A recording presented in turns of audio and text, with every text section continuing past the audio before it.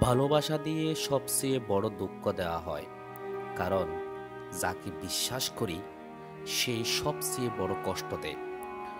প্রেমে পড়ার আগে মনে হতো কষ্ট কি জিনিস, পরে বুঝলাম প্রেমেই সবচেয়ে বড় কষ্টের নাম।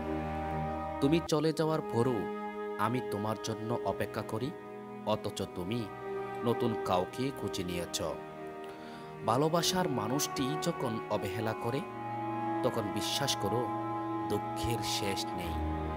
কেউ কাঁদায় না, আমরা নিজেরাই কাঁদি, অনেক এক্সপেকটেশন রাখার কারণে। একাকিত্ব এমন এক ব্যথা যা শুধু অনুভব করা যায়, বলা যায় না। মানুষের ভিড়ে থাকার পরও আমি একা, কারণ কেউ আমাকে বুঝতে চায় না।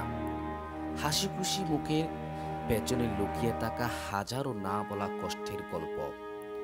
আমার দুঃখের কোনো শেষ নাই, শুধু নতুন চ্যাপ্টার শুরু হয়। মাঝে মাঝে মনে হয় এই পৃথিবীতে আমি শুধুই একজন অতিথি। আমি তোমাকে মিস করি আর তুমি আমার অ্যাবসেন্স উপভোগ করো।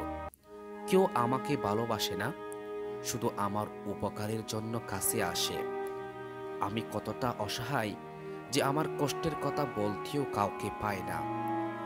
আমার ভুল ছিল, আমি সবার সাথে অনেস্ট ছিলাম, কিন্তু কেউ আমার সাথে সৎ হয়নি।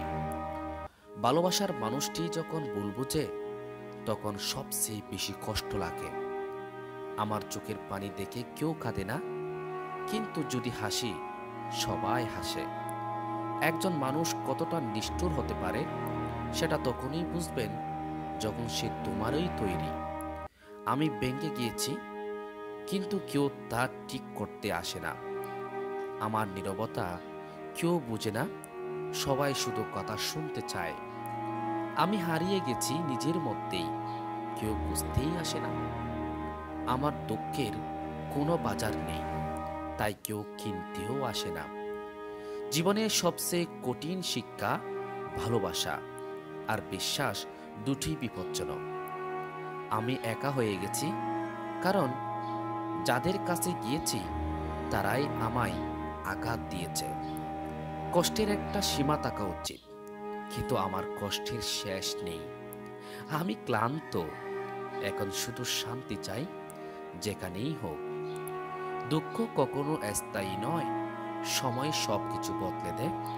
শক্ত থাকো, তোমারও সুদিন আসবে।